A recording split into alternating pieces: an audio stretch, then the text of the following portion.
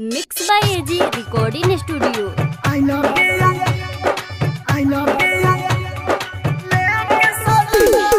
DJ Kanchan राज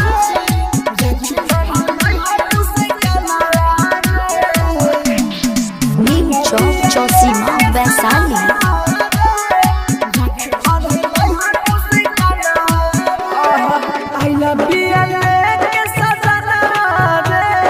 राखी बांधे नैहर से काना राखी बांधे नैहर से काना आई लव यू के सजना राखी बांधे नैहर से काना चंदन लगावे मिठाई खियावे मांगले अंदर खजाना आई लव यू के सजना राखी बांधे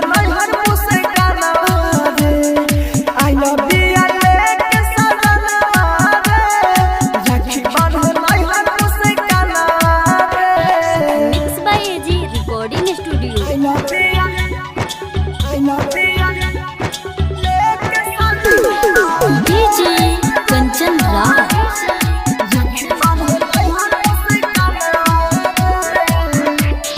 नीम चौक चौसीमा वैशाली।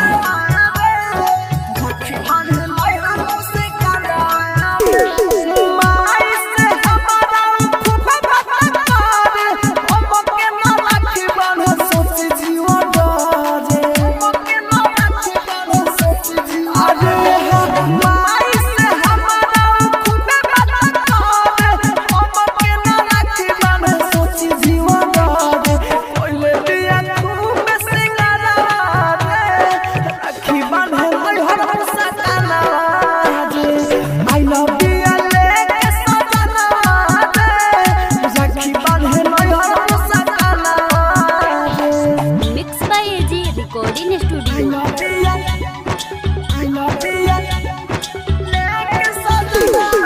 डीजे कंचन राज